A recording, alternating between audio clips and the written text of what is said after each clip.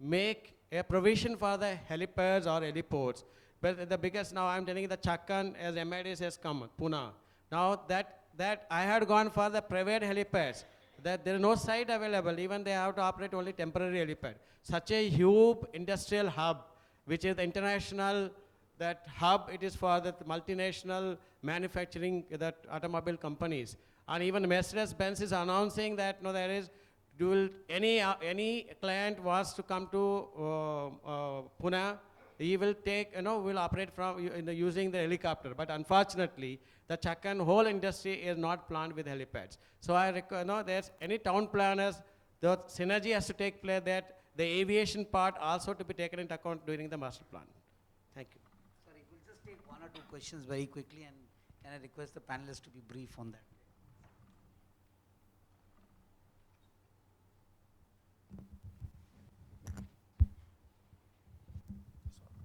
Hello, I'm Sandeep Sampath from Neil City Developers, Navi Mumbai. My question is to Mr. Datta.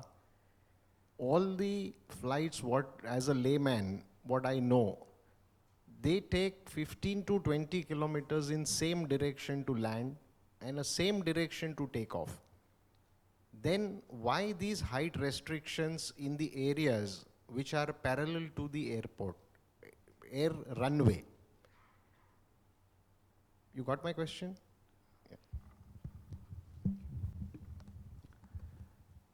I got a question, because why we protect the other areas. So then you have to understand the flight procedures designing. When we design instrument approach procedures through which aircraft lands, there is something called circling approach. We call it visual circling approach. In visual circling approach, it is a part of instrument approach procedures. Once aircraft comes to land, if it cannot identify the runway, then it is supposed to, or it has to land on other side of the runway, which doesn't have any instrument procedure. It makes a visual circling of the runway, which will be parallel, area which is parallel to the runway. We call it downwind sector of the runway. So for that, this initial that we call it IHS, that surface is protected, which is parallel to the runway. So the aircraft comes to very low altitude, makes a visual circling. You can note down these words, visual circling approaches, which is because of that, like BKC and all other areas are restricted. I mean, procedures are there on both the sides. Yeah, but the same procedures are worldwide, and worldwide we have seen buildings which are parallel to the runway, they don't have the stringent height restrictions as we have in India. So that is what my question, what Shobhit had asked. I'm just putting up the further question to that why in India we have such procedures where we need to restrict the heights of buildings. Same problem may be faced by other countries also. And in other countries, so we are lacking in something which other airports are planning. So we should look at that angle, that is my suggestion. All I would like to say that we are following international practices. It is not designed by India, it is I&II. So the practice is worldwide. It is not different in India or other countries. But there are some exceptions, some country can take some exceptions. So those exceptions are in different circumstances, but procedure is same, you can verify it. There is no difference in procedure. World over we follow I&II, same procedures. Yeah, Vasudevan, KPMG. My question is to my client, Mr. Vijay Kumar. Just want to know, when is the project likely to get awarded, sir? Waiting for parliamentary approval. I don't think these questions are answered. I don't think we don't discuss these issues here. You're my okay. consultant only. I'm going to support him to say no personal questions. Sorry, we'll take this as the last question. I think we have run. Okay, my question is to Mr. Vijay Kumar. I am from L&T and having done a lot of airports. So, firstly, as we know, there is huge amount of earthworks over there, which is already kicked off, as we know. But it involves a lot of geotechnical consolidation of the earths, because it's all marine clay over there. So do you think that this 2020 target, as of now, what we are hearing, is really achievable? Because it is about getting first the earthwork right, thereafter only you can build your things. Secondly, just a point regarding what the gentleman was addressing. See, in around the airport development, there are some, the airport also has obstacle limitation surfaces, which the buildings are not supposed to penetrate. So probably those are the restrictions.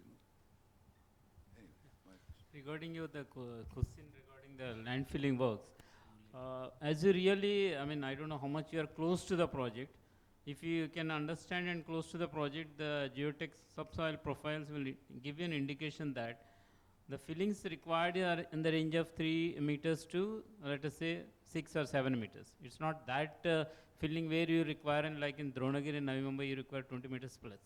So what we are going to do, and second issue is also, it's not complete area is, has to have a geotech issue. Geotech issue is there hardly in almost 1/3 of the area. The remaining area is no issue, it's a farmland. So in this 1/3 area, we need to do that, geotech solutions like Viprostone columns.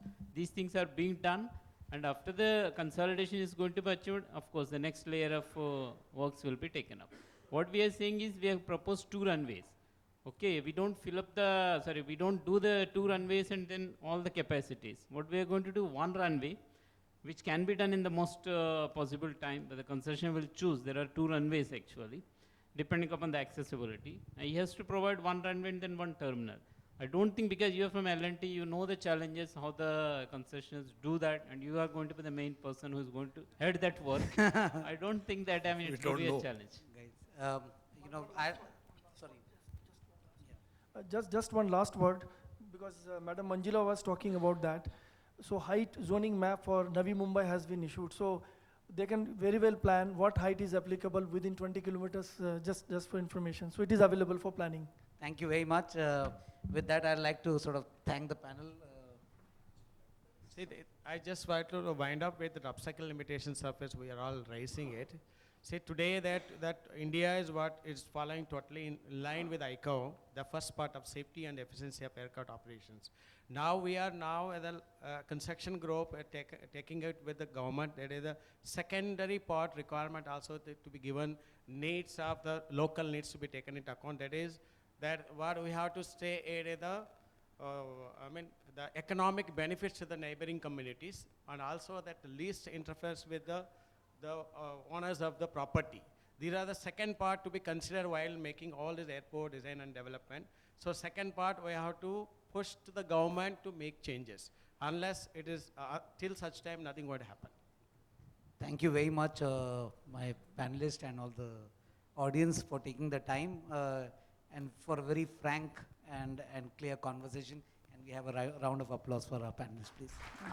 Thank you. I understand that there are significant points that are being discussed, but in the interest of time, I had to really intervene way too many times. Well, I would request Mr. Arvind Pradhan. All right. I request Mr. Agarwal to please present mementos initially to all the panelists.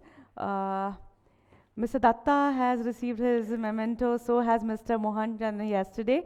So, Dr. Dinkar Samant,